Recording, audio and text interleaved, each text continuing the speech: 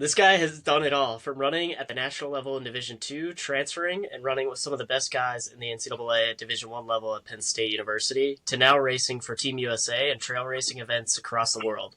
This guy is nothing short of an inspiration for everyone around him. This is Eric Hamel. Eric, thank you for doing this and taking the time. I'm really excited to get to catch up with you. It's been a while, but I'm excited to kind of learn more about where you're at in trail racing and learn more about trail racing in general. So again, thanks for doing this. Thanks for having me on.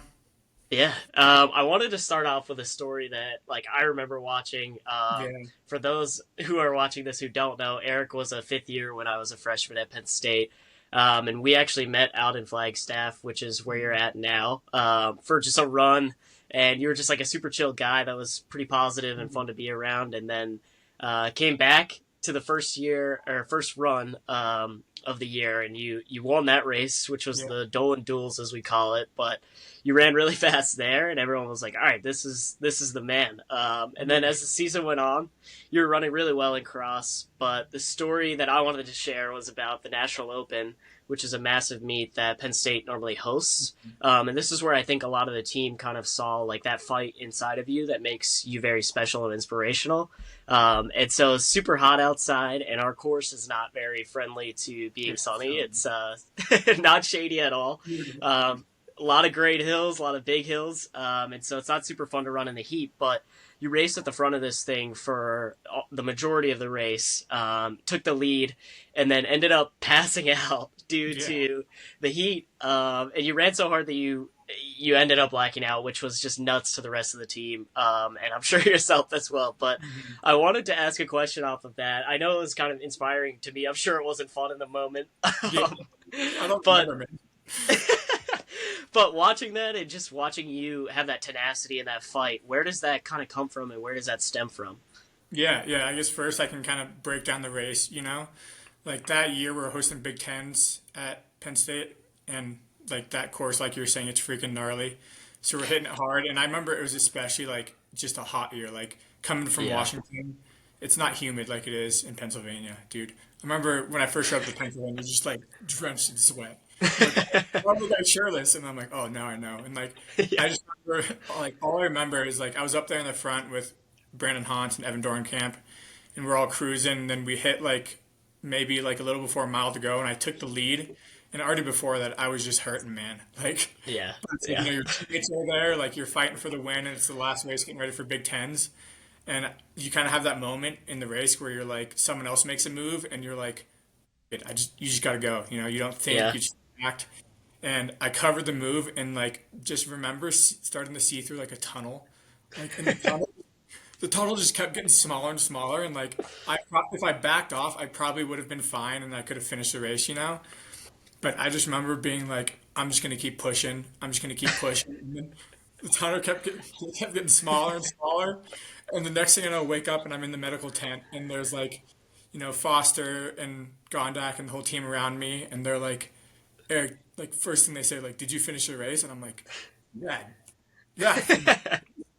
They're like, no, dude, you fully blacked out. And I was like not knowing at all, it's just so weird. I'm like laying there on the table, and I'm like, no, I finished. And they're like, no, dude, you were pushing so hard, your like body went. I got hyperthermia and like fully blacked out. And everyone says that there's the golf cart, and I was just like a limp body on the golf cart. And then I spent like the next 26 hours in the hospital because the troponin levels in my heart were so high. So they were like, they wouldn't let me go, and it was kind of freaky. Yeah. And it was also the only weekend that my parents came to visit, so it was like, like put on the show, go for it. But I think kind of what you're saying of like where the tenacity comes from. I think it's sort of like I was thinking of back, like when I was younger in high school. There's like kind of three mantras that I live by. The first one was a quote by one of my favorite snowboarders. He says, "We'll never know our full potential unless we push ourselves to find it." And that for some reason just like spoke to me so much. And from an early age, I was like, if I'm doing something, I'm all in. I'm going to see how good I can get and like how far I can go with it. Yeah. And it's kind of like if like Cooper Tier, when he was crawling in at NCAA's, like Yeah.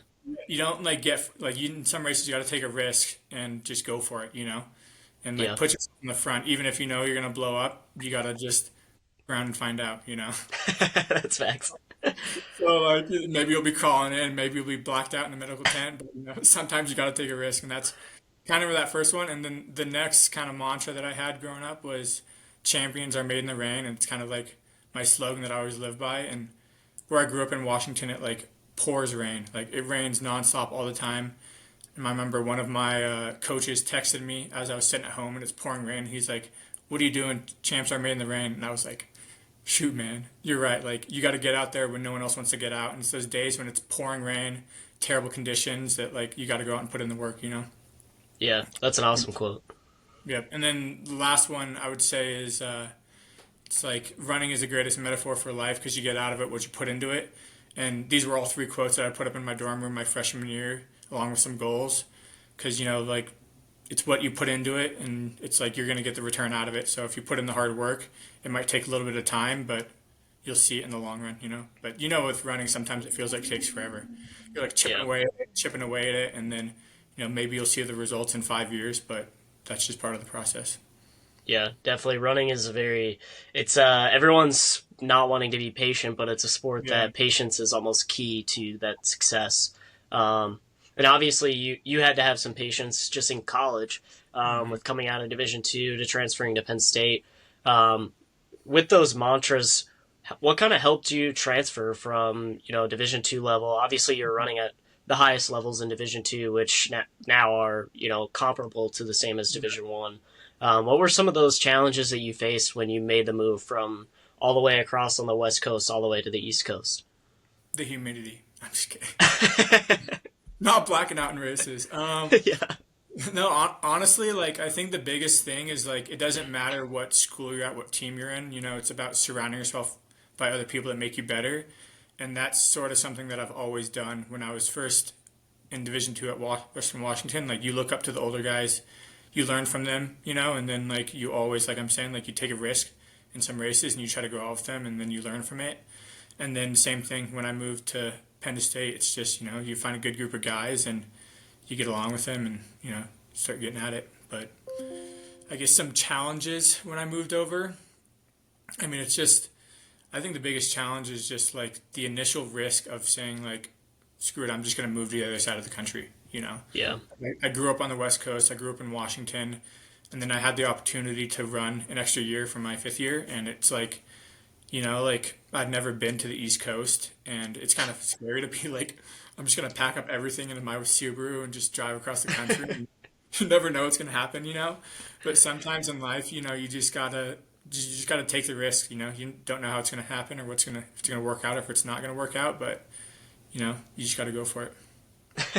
Speaking of the Subaru, I think that's a funny story. That thing barely made it while I was here. Yeah, dude, I broke Uh, down so many times. I remember just like before practice, like, yo, can somebody give me a ride? Like, I need help. Yeah. But then you ended up taking a van trip post college, not in the Mhm. Subaru, Yeah. back to the West Coast. Ultimately, ended up back in Flagstaff, which is where we met about 4 years ago. And what made you choose Flagstaff as your home and as your training location? And what has life been like for you while you've been there? Yeah, I guess right when I graduated from Penn State, my girlfriend and I went on a van trip, and she was living out of a Sprinter van at this time, and we had sort of planned on going on a 3-month van trip, and dude, it never goes as planned. You like have all these great plans. This is just life, dude. Like whatever, it's good to plan, right? But just be ready for it all hit the fan, and just all like you're gonna break down in the worst spot, you're gonna break down in the best spots. And it first happened, we were broke down in Sacramento for 2 weeks, and we're getting the van fixed, and we're like, man, what are we gonna do the rest of this time here? We're kind of doing this van trip to go around the West Coast and see if there's some places we might want to move, in like Colorado, Utah, Oregon. And when we were in Sacramento, we were like, what's like a big ambitious goal that we could send? And I know you've been to Colorado before. Yep. There's 58 14ers in Colorado, like 58 Yep. 14,000 foot peaks. And I was like, wouldn't it be cool if we just tried to summit all 58 14ers in 30 days? Like Dude, what? crazy. It's crazy, but and the cool thing about my partner Grace is she was like fully on board for it. She was like, yeah, that'd be awesome. Like we have to do 2 or 3 14ers a day for the whole month, and like we logistically planned it out to where we go up 114 or get down, literally drive straight to the next one, go up, go down. We start at 3 a.m. We finish at like 4 p.m., and we were clicking those off, and we made it through like 28 in 2 weeks. So Wow. doing pretty much like two 14ers a day, just like Yeah. non-stop on your feet up in the mountains. And then we broke down in Leadville for 2 weeks, you know? No. And you're kind of like, oh, shoot, like, weren't able to finish it, but that's like what I'm saying. Like, you make big goals, you shoot for it, and sometimes it doesn't happen, but you learn a lot from it. But then pretty much we finished the van trip, and we're looking for jobs, and she's the one that got a job here. And I was like, oh, well, like, let's just take the risk and move to Flagstaff. Like I can move there without a job, but I'll make it work. And I moved Yeah. here, and it's like tough for the first little bit. You're searching for jobs, but then pretty much the reason moving here is like just like the community here of runners. It's you can always have someone to train with. Yeah. We both knew that running was something we wanted to pursue after college, trails specifically for me, which we can talk about later. But yeah, like here you have the Grand Canyon, which is like an hour 20 away, and that's like one of the most beautiful places in the world. I'll just go and do like this weekend. I'm gonna do a 20-mile run, like 5,000 feet of gain in the canyon, drop down. It's like hot as hell, and, like, and then Sedona is also 45 minutes away, which I don't know if you know about Sedona, but Sedona is beautiful. And then Flagstaff is also a beautiful one. So like you Yeah. just have trails on trails on trails, and like lots of groups of people to run with. So that was definitely a big motivator to move here. Yeah. Yeah, Flagstaff is a very like unique area in terms of like being able to access, you still have like a semi small city, but you have everything outside of that that is just untouched and it's beautiful. Right. And the landscape is just it's unreal that you can be in Sedona and you could be in the Grand Canyon and then you could be at 8,000 feet Crazy. in I an mean, yeah, hour. you're here that summer, like it's straight up. I believe that it's one of the best places to train in the world. I spent a summer 100%. training in Kenya, and this is like the most similar thing that I've experienced to training in Kenya. Just like the dirt road, like both at 7,000 feet. It's like, yeah, it's the best in the world. You had some funny stories from training in Kenya. Did you not? Did you get sick while you were there? No, dude, I didn't get sick, but we climbed Mount Kenya, which is an 18,000-foot peak, and like did it just like the most dirt bag, cheapest way you can do it. Pay to do like $100, like a farm or $100 pretty much. He took us up the mountain, and it was like had no food, was eating like bush meat. Yeah, dude, it was crazy. So we'll skip over the Kenya stories, but we'll go to where you're at now with having the opportunity to run. As a full time job is not something that many people come across, and obviously it's very tough. Obviously, especially in trail racing, there's not as much money as there is in track and field, especially like even in track and field, you have to be one of the top five in the world to make it your full time job, basically, and survive on that. I know you're working a remote job, but can you tell me what kind of the balance feels like and is still competing on Team USA while also working a job, and maybe some insights into the trail running world? Yeah, yeah, man. I definitely think people just because I think a lot of people graduate and then they just think like, oh, if I'm not going pro, there's nothing else in the sport for me. Yeah. And there's so much more than that, man. Like moving here, there's a bunch of other amateurs that are training, and like I think working a job and running too, it's kind of like when you're in school, your training is a little more structured. Like I have to run in the morning, then I have to run after work. But it definitely makes you pretty grateful to be able to train. Like when you're at work, it's kind of that like freedom to get out and just move, and like it's like meditative. Yeah. But I definitely feel very lucky that like I was able to be surrounded by other people when I moved here. I'm currently living with another guy, Preston Cates. He ran for Arkansas in college. He's competed on Team USA as well. We both have like the exact same PRs in college, which is kind of cool. We're the same age. Like we actually That's awesome. met someone. I met someone at a coffee shop, and they're like, "Oh, you should meet up with this guy, Preston Cates. He has like literally the exact same PRs as you. You guys both give off the same vibe." We met. Like, the first run we went on, I was like, "Dude, you're gonna be one of my best friends." That's I awesome. think like moving somewhere and finding a community of people to run with is something that motivates me because like you want to do well in races, but you'll only do as well as like how much fun you're having. So like Yeah. yeah, I think that's huge. Yeah. And then kind of like jumping into the trail running scene in terms of what the prize pools look like and how you qualify for Team USA and meets Yeah. like that. Like, what does that kind of look like? Because I don't think a lot of people, even I myself, I don't understand a lot of that kind of trail Yeah. racing. Especially as a college athlete, you're really focused on how can I be a pro in the 5 and 10K? How can I be a pro on the roads? What does that kind of new realm look like? Especially, I feel like trail racing has become more and more kind of Yeah. popular. But what does that look like from somebody that does run? Yeah, so I can explain it. Every 2 years, they do the USA TF puts on the qualifiers for Worlds, and there's like this year it's going to be in Spain. 2 years ago it was in Austria, and then they have qualifiers for. There's a VK, which you and I were talking about earlier. VK is pretty much the 5K distance, but you climb 3,000 feet in 5K, so pretty much 1,000 feet per mile. And if anyone knows people like Grayson Murphy or Lauren Gregory or Christian Allen, they all are people that have done well in this. Andy Wacker.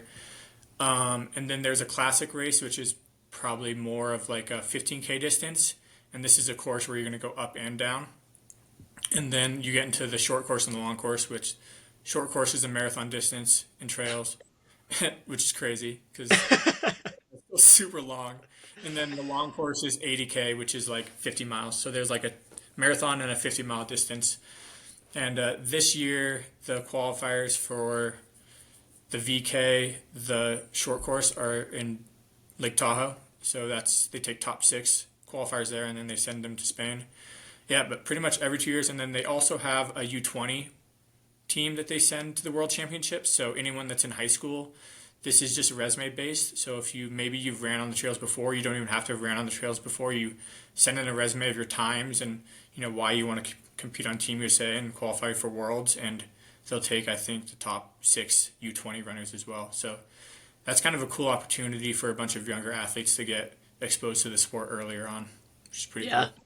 yeah, that's awesome. I didn't know that I knew they did a U20 team, but I didn't know how that selection process worked. Yeah, yeah, Um, Obviously, you have made Team USA, and when you made it, you told me that you broke your foot like yeah. 3 weeks right before the running championships. And what was that like? And how are you still able to finish sixth place there? Yeah, dude. So trails is like a risky game because you're like bombing up and down mountains sometimes. And I was getting ready. I qualified for Team USA for this one by like what I was saying with the same with the U20. It was a resume selection. So I put in my resume, and then they went through and they selected me to be on Team USA for the championships. And then I was training pretty hard, getting at it, like doing a lot of the peaks in Flagstaff, and I was trying to get the record coming down Mount Humphrey, which is the 12,000-foot mountain in Flagstaff, and I was bombed down the backside. And I like made it through the most technical section, was on pace to get the record, and then I'm going through the aspen trees, and like I'm like, all right, one last push. I have a mile to go till I'm done with this section of the trail, and I start going sub five pace again, and just like slam my foot into a rock, do like two flips off Oh, the trail, and it's like that was the first time I've ever broken something, and it's just like the immediate.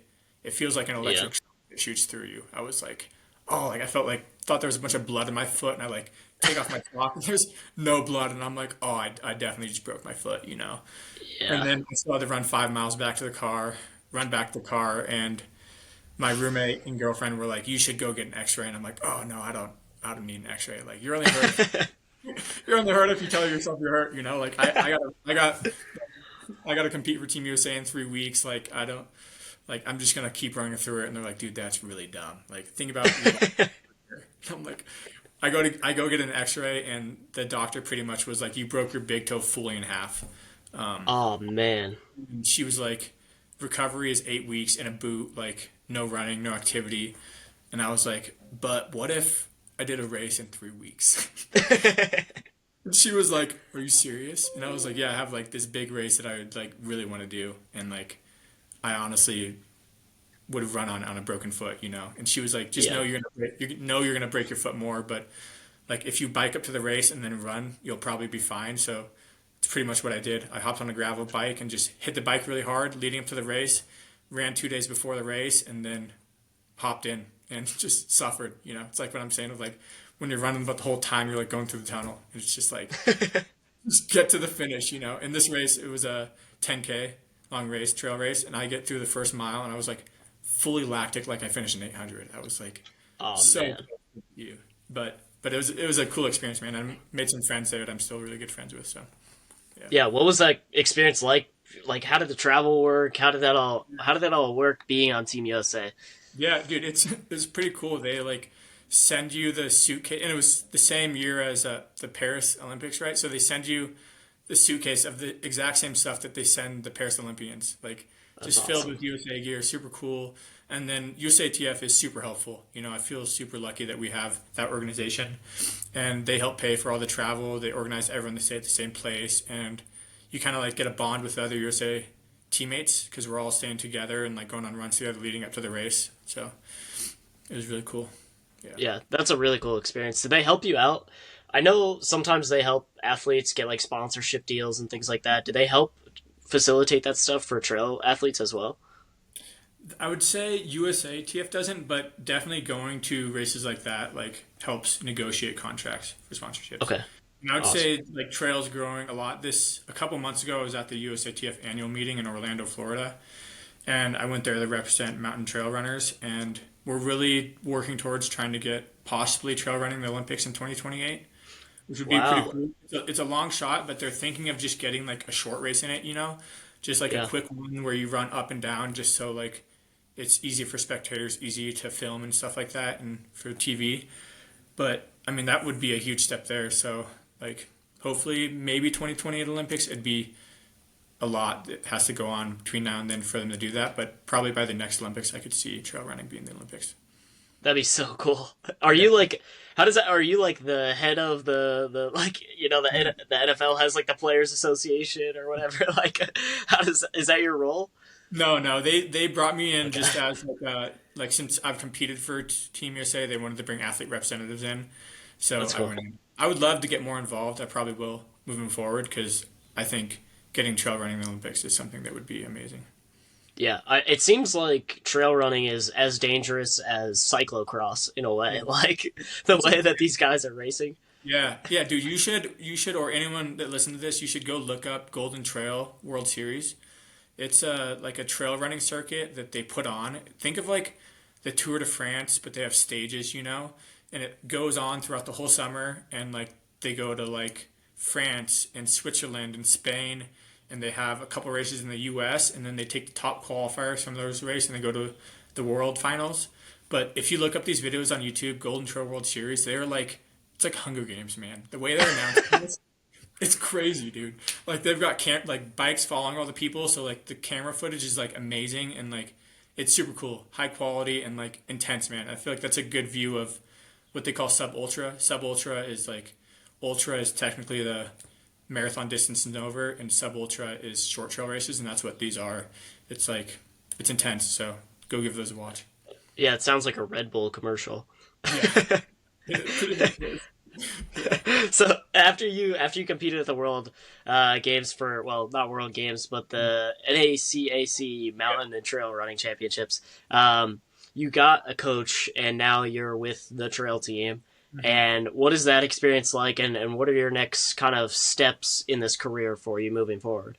Yeah, so I'm currently working with David Roach. He coaches just like an unbelievable amount of amazing athletes. Like I was saying before, Grayson Murphy, Christian Allen. Even on, I think people probably know Alio. He coaches Alio. And then on the roads, what's her name? She got fourth at the trials in the marathon. I'm trying to remember her name. Uh, I don't know. You look it up. He's coaching her too, so he just has a wide range of like expertise and knowledge. And I like having a coach like that who like works with so many other high level athletes and learns from them. He also they call him the mad scientist of trail running because the man is a genius and he's super smart, but he also like he's backed with science, but he also knows that like you're only going to get as far as you can with if you're having fun and if you're running with love. So him and I really get together. And his training philosophy works really well for me. So that's Yeah, kind of like I feel really grateful to find a coach that I work really well with, and like that. And then just recently, I joined the trail team, which is started by Andy Wacker. He's ran for University of Colorado in college, has been hitting trails super hard. He's been sponsored by Adidas, Nike, Solomon. Phil, he just got like he was the third American at the Road 15K champs, as a trail runner. Wow. Like super fast, man. But he started this group called the Trail Team, and the Trail Team essentially is every single year they take three elite guys and three elite women, and then they add more people to just the overall team.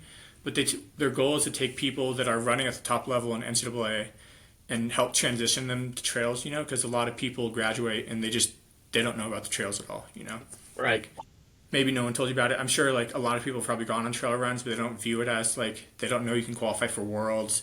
They don't know like you can get sponsored or anything like that. So Andy pretty much takes young talent and like introduces them to the trails and like gets them on their feet and running. And they go to team camps, like their team camp this year is in Germany. Wow. Funded travels, sends them around. So like every single year he takes applications for that. So if you're someone that is graduating college and is interested in trails, look up the Trail Team, and you can reach out to Andy Wacker as well. He's super open, just like talking with people. And yeah, so that's super cool. And right now, one of my best friends he ran with me at Western Washington, he just transferred to NAU and he's part of the Trail Team as well. He actually just ran Oh, wow. 8:32. He ran 8:32 in the steeple last night, so I'm super stoked for him. No way. He's one of my best friends. He's like, him and I are going to be training together on the trails. So we've like building a super good group together here in Flagstaff. It's me, that guy Jarrett. He just ran 8:32. Preston Cates, he's my roommate right now, but he ran for Arkansas in college. Has qualified for Worlds before. And then this other guy, Adam Scholand, was the youngest qualifier for the Olympic trials in the marathon, the last Olympic trials. And Wow. he's getting in the trails too. So we've got a super solid group. So if anybody wants to get at it in trails and wants a group to train with, we've got a young group of guys that are like super motivated and like legit think we can be the best in the world and like push each other to do that. Yeah, that's awesome. Yeah, Warren, we go into the Grand Canyon and it's like, dude, it's every man for himself. It's just like, dude, we'll like attack, we'll like just go at it and like go as hard as you can, but it's fun. That's crazy. How do you train for something like that? Obviously Andy is kind of helping transition the NCAA athletes out of the track to the trails, but how do you kind of train and adapt to what you trained like in college to what you're training like now? Yeah, dude, that's a great question. Actually, like, I feel like it's not too much different, Like the workload of what you're doing is just you're adding maybe a little more climbing and trails, and like your time on feet is probably going to be longer because your pace isn't going as fast. But that's one of the things that I feel like has changed from college to trails is it's less about like being like, oh, like what split did I hit around the track on that? It's more like effort based of like truly being in tune with how hard you're pushing yourself on the trails. But my coach, David, he still has me doing a lot of track workouts. So, like, I do a track workout once a week, like 6 miles of work on the track, hitting it pretty hard at like 4:30 to 5 minute pace for Wow. reps. Like, still getting out, like, I still feel like I'm in like peak track shape, like, not far off of what I was doing in college, But Yeah. then you're just adding in just longer runs where you're just going out and either exploring or getting out on the trails and like getting comfortable running for 2 to 5 hours. So. That's insane. It's cool. It's like a different, it's like I'm doing a different sport, but it's not different. It's like, it's still running, but it's still something completely different. Like, I feel like I'm learning more, and nutrition is huge, Like, I'm sure this is something that's hit track too, like taking bicarb before. I take bicarb before every single workout. I take bicarb before my long runs. And like when your legs are going lactic up a hill, it just helps so much. And then like taking carbs when you're running, I think every runner, even when you're in college, if you eat before and maybe you bring a gel with you on the run, it'll make you feel so much better, and you'll recover quicker. So it's huge. Yeah. Yeah. That's insane. I did not know that. And I also didn't know that you were still training. I mean, for people that don't know, Eric was fourth at Vanderbilt in one of the fastest 5Ks in the country that year. You ran 14:11 at Vanderbilt, and so that's insane that you're still able to feel like you're running at that shape Yeah. and also compete on trails. Yeah. That's nuts. I didn't know that was how you would train for that stuff. Yeah, it's cool Uh, here. You can go out on the trails on your own, but then if you want to hop in a Sunday long run with like Hoka, Under Armour, and those guys, I'll hop in and get pushed by a bunch of track guys. So it's cool. You've got kind of the best of both worlds here in Flagstaff. that's cool. Well, I wanted to ask you kind of three quick questions to Mhm. kind of finish off the episode. I appreciate all the insight into trails, and I think everybody that watches this will be super like appreciative of the insight into the trails because it is sort of that like it's just becoming popular, in the way Yeah. that people are just starting to learn about it. So, the first question I had for you was the best place you've ever run at, which you might have the best answer that I've ever asked. Yeah. Dude, there's so many. Like right now, the Grand Canyon is just something so special. Like dropping down into it's crazy. Like how you can just be at 7,000 feet and drop down 5,000 feet just like that and get down to the river. Yeah, Um, yeah, probably that. I love the North Cascades in Washington, but I feel like every time I go somewhere and go on a new run that's like up in the mountains high or you're just like getting lost, I'm like, dude, that was the most beautiful place I've ever been. So like it always changes. yeah, and you've run in like the Badlands. You've run Yeah, in. Have you run in Zion National Park at yeah, all? yeah, Zion, yeah. Dude, Wow. I I mean, feel like I've been to almost like every, and that's one of the things about trail running too, is it's like you get to see so much when you're out there too. It's like you're getting out on the trails, but also you're just like, just feeling your soul, like out exploring, and it's amazing. Yeah. yeah, that's so cool. My second question is your favorite part about trails versus the roads or the track. Oh man, I just, dude, just exploring and seeing new stuff. Like, Yeah, part of it is like I was saying of like the unpredictable side of it is I'll go out for a run and sometimes like it's just not going to go how you planned. Like you'll go out for a 20-mile run and you end up being out there for 28 miles. It's just like unplanned, but then you learn. It's like you learn to just roll with things like that. Like problem solving while you're running. Like you're doing that in track, but this is like high level. Like you're doing it for 5 hours of like I need to take in calories, listen to my body, learn when to push. So it's cool. I really like it. yeah, that's awesome. And then my third question is your favorite professional athlete or your top three to watch right now. Man, I'd say, dude, in track, just that's like a no-brainer question. Grant Fisher is the most electric athlete to watch right now. Yeah, Like watching him at Paris was got me so hyped. Like yeah, it got me so stoked. And then so on track, definitely Grant Fisher. Like he's someone that I've always looked up to. And then in trails, this guy Jim Walmsley actually trains in Flagstaff. He's a little older, but if you go look up some documentaries of Jim Walmsley, like when he's racing a race called Western States, just like yes. super stacked. In Western States, he's a 100-mile race. It's going to be happening this year. He's in it, and it's a stacked field, and it's going to be super cool to watch. So He it'll was be like fun. one of the first trail athletes to come out and run the marathon. He ran the marathon trials, correct? Yeah, Jim actually, he was like good in NCAA too. He was like a 402 miler, Oh like an wow, 840 steepler, like 13 something 5K guy, and then like like transitioned to trails and has been crushing it. So that's awesome. yeah, Yeah, he's got a really cool story. yeah, it's crazy. Well, yeah, thanks again, man. It was good catching up with you and getting to talk with you and learn a lot more about this side of running. But yeah, I appreciate the time and it's always good catching up. See you, man. Appreciate you.